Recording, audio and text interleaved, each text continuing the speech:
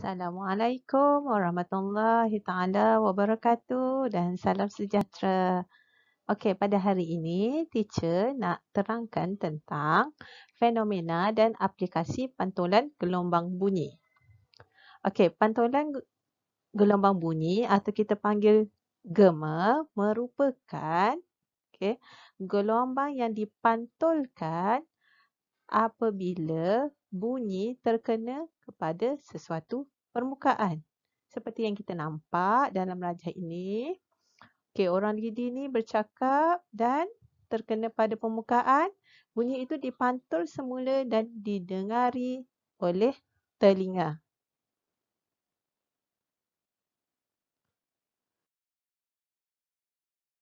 Okey, fenomena aplikasi pantulan gelombang bunyi kita boleh tengok dalam kehidupan harian.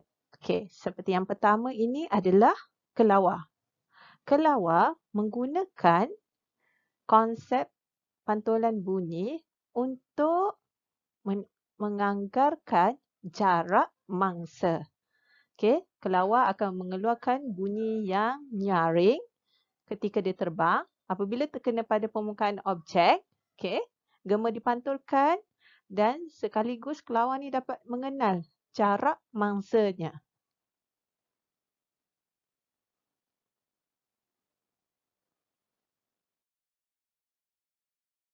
Konsep yang kedua juga digunakan oleh ikan yang ikan hiu ataupun ikan jerung di dalam lautan dalam. Okey, di dalam lautan, ikan hiu akan mengesan pantulan gelombang bunyi bagi dia mengenal pasti mangsanya, jarak mangsa. Okey, ikan hiu juga ikan hiu ataupun ikan lumba-lumba dia mengeluarkan bunyi pada frekuensi yang paling tinggi.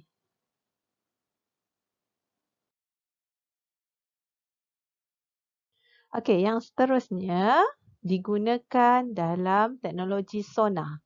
Teknologi sonar digunakan oleh bot, okey, ataupun kapal yang menghantar gelombang bunyi bagi menentukan kedalaman ataupun kedudukan ikan. Okey, pemancar akan hantar gelombang ultrasonik dipantul semula dan dikesan oleh penerima. Teknologi ini kita namakan teknologi sonar. Okey, seterusnya ini adalah teknologi ultra bunyi yang digunakan dalam perubatan.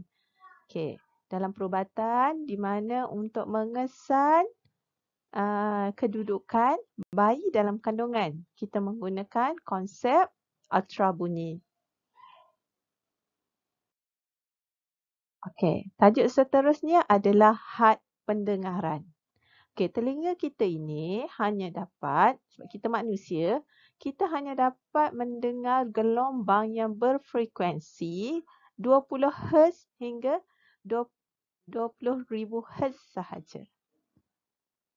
Okey, keupayaan manusia untuk mendengar akan berkurang apabila semakin meningkat usia. Setiap haiwan pula mempunyai julat pendengaran yang berbeza.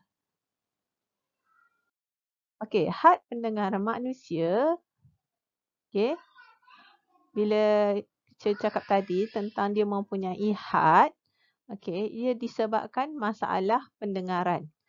Okey, apabila kita tengok pada rajah ini, gelombang bunyi terkumpul pada cuping telinga sekaligus menghasilkan getaran pada gegendang telinga. Okey, masalah pendengaran boleh berlaku di kawasan dalam telinga. Masalah pendengaran juga bersifat sementara dan ada juga yang bersifat kekal. Kalau sifat kekal tu of course lah tidak dapat dirawat.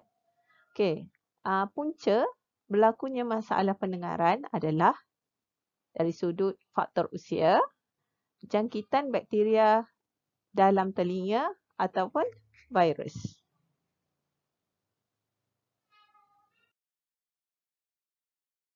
Okey, ini dalam rujukan buku teks yang mana menunjukkan burung, okey, menghasilkan nilai frekuensi yang paling rendah 0.1, manakala nilai frekuensi yang paling tinggi dapat dihasilkan adalah 6000 Hz.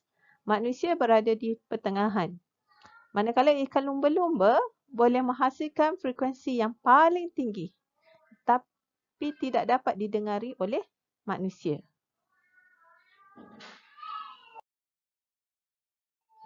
Okey, apabila manusia mempunyai masalah pendengaran, so kita menggunakan teknologi untuk mengatasi had pendengaran. Okey, yang pertama adalah pembesar suara. Pembesar suara kita biasa tengok kan? Okey, pembesar suara digunakan untuk menguatkan gelombang bunyi supaya suara itu menjadi lebih kuat dan dapat didengar daripada jauh. Yang kedua ialah stetoskop, di mana menguatkan bunyi yang terhasil daripada jantung, bunyi yang perlahan untuk didengari oleh doktor. Dan yang ketiga adalah alat bantu pendengaran, di mana warga tua yang mempunyai masalah pendengaran akan pakai alat ini, alat bantu dengar ini, supaya menguatkan bunyi persekitaran dan dapat didengar oleh warga tua. Okey, itu saja tajuk kita untuk hari ini. Okey, selamat berjaya.